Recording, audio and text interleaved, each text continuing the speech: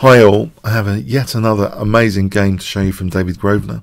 The rapidly evolving 30 network has got a real attacking style to it, which I'm delighted with. This is ID 31441. This was on a fast and furious time control, 40 moves per 2 minutes with a 2-second increment per move. So Ethereal 11, one of the top ranked engines in the world, in the top 5, is playing white. E4, E5. The opening book given is from here after knight E7. Now they're on their own. Ethereal chooses knight F3, knight BC6, and already Leela is showing a willingness actually with this move, not doing anything about the bishop being attacked here, not making provision. Perhaps it was too slow anyway because of things like D4 to play A6. So by playing in this manner, Leela is giving up basically the dark square bishop, willing to do that here. So bishop b6. But it swings and roundabouts. When you give up a bishop, sometimes, as we've shown in the past, the other colour is more pronounced, pressure on the other colour. c3, black castles, knight takes, a takes. d4. And now, in fact, Leela is playing almost like Shigurin would. Shigurin experimented with giving up both bishops, playing with the 2 knights.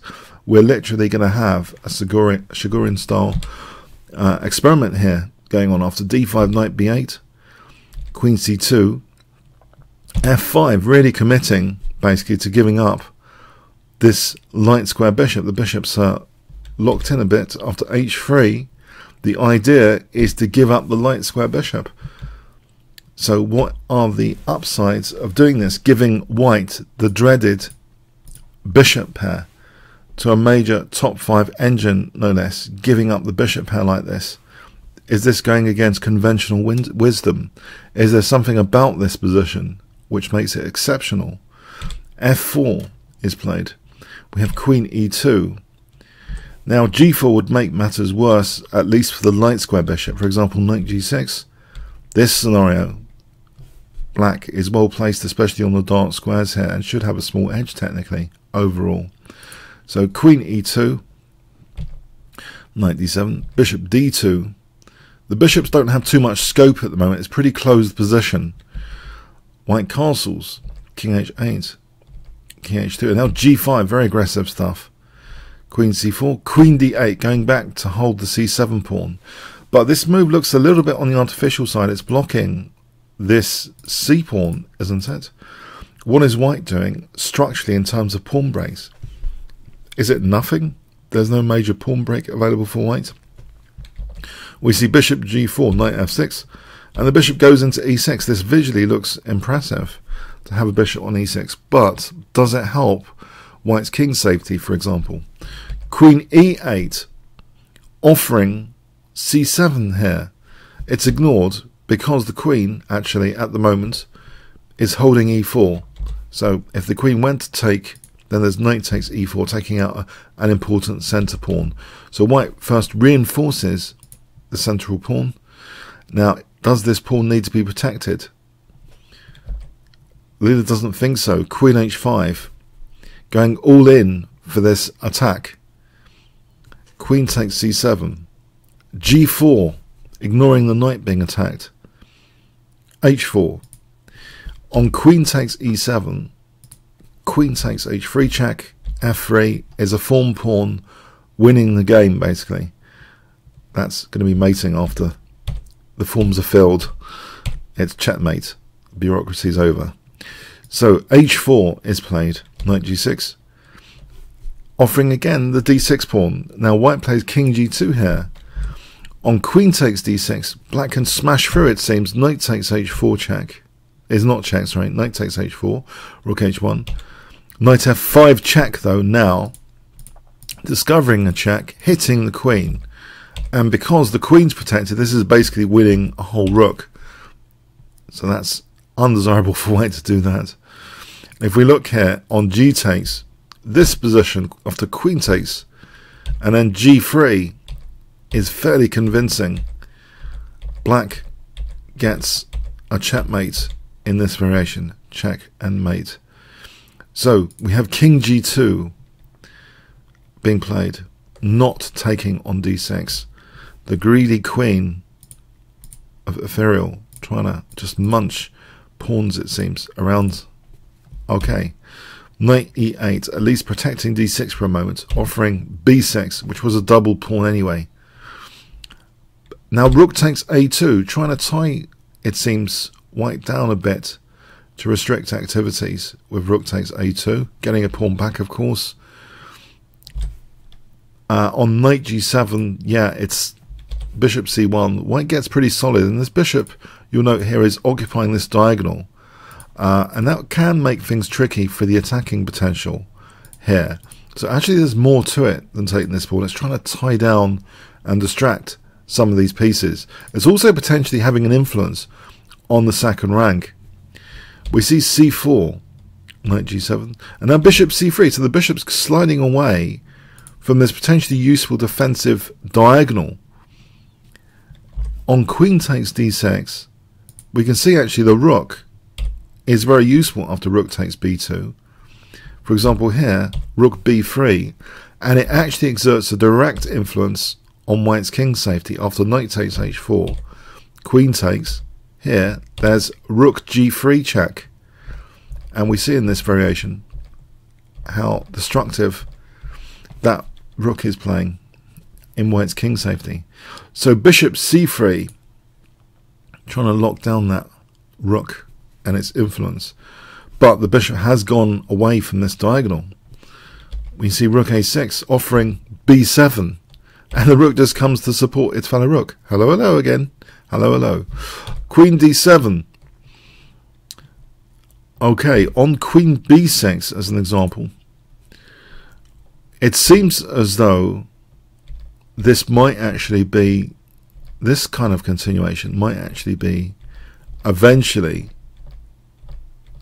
even, believe it or not. Yeah, it's a very sharp line with perpetual check. So it seems queen b6 might be more accurate than what is played here, which is queen d7. Now we have rook a d8. Queen goes to c7. Queen h6. So on that diagonal now, and bishop d2, there's f3 check picking up the bishop. So on this diagonal, and you might think, well, what's the point of this diagonal? We're about to find out. Or rather, we can show it a little bit here. Knight takes h4. The point is, if the queen slid to h6 here, it's not just in time. White can just in time play bishop takes g4. And after check, king h3, and white is with a big advantage. So preparing this sacrifice, basically, for f3 and queen f4. Bishop f5. On bishop takes g4, then knight h5. This position is very interesting. More interesting for black, though. Black ends up with a small edge here. White does have a lot of pawns, but black technically is better. So bishop takes g4. Let's have a look at that again as a token move. Why bishop f5? If say b4, then this shows the attacking potential of black's position, where this coordination of the queen and two knights is rather crushing. Checkmate. Okay, so bishop f5, knight takes h4, g takes f3 check, and now yes, king g3, queen f4 is checkmate. So king g1, and now rook d8. d8. You might think, what is this? Just sacked a piece, and now this? Well, in the art of war, it says to put yourself beyond defeat before going on to the attack. Now, if white just went on to the attack here, sorry, if black rather went straight onto the attack without taking out this potentially dangerous bishop, for example, with this, then bishop takes e5, and yes, black is one move away from defeat. This can't be ignored. And for example, d takes, queen takes, and the queen is rescuing the situation rather spectacularly. So by playing this simple move here, it makes sure that black is a little bit further beyond defeat and still retaining the attacking prospect. This h-pawn doesn't seem to be going anywhere anyway, so there was no immediate rush to take that. the pawn pawns around the king, the pawn pawn here especially, is securing a great attack. We have bishop e6, and now queen takes h4. Now this is far less effective. It's played anyway. Bishop takes e5, fracturing mate, d takes, queen takes. But now rook f6, with ideas of just switching the rook to deliver a checkmate here. Queen g3, queen g5. Nevertheless, the queen is a major target on g3. e5, rook f4. Now, although these are lots of pawns, they're not going anywhere anytime soon. Bishop d7, now knight h5, hitting the queen. The queen steps back. Rook g8, all of black's pieces are converging to play g3 here. Bishop e6, g3, crashing through. F takes, knight takes. Rook f2 is played. And now rook e4. This is really crushing. There's also knight e4 check is really crushing as well. For example, like this would have done the job. It's all pretty crushing by this stage. But rook e4, rook a1, and the game was ended here. Adjudicated win for black. As an example, continuation, rook h4. What is white exactly doing? Bishop takes, there's knight e4 check, and the game could end a little bit like this maybe, where white gets checkmated. A fantastic all-in attacking game from Leela, not being too concerned about some pawns dropping off, especially the double pawn. Really fantastic coordination. Shigorin would be proud, giving up both bishops to see what enormous pressure the knights with the queen can inflict on white's king. If you enjoyed this game as much as me, then please click on the top left box, which should appear shortly, to become a member at chessworld.net. You can play against other YouTubers. You can also check the YouTube analysis of this and other games from the Improve menu, learn from the masters, and then click the YouTube analysis button. Comments, questions, donations, see the description. Like, share, subscribe to the notification bell, all really appreciated. Thanks very much.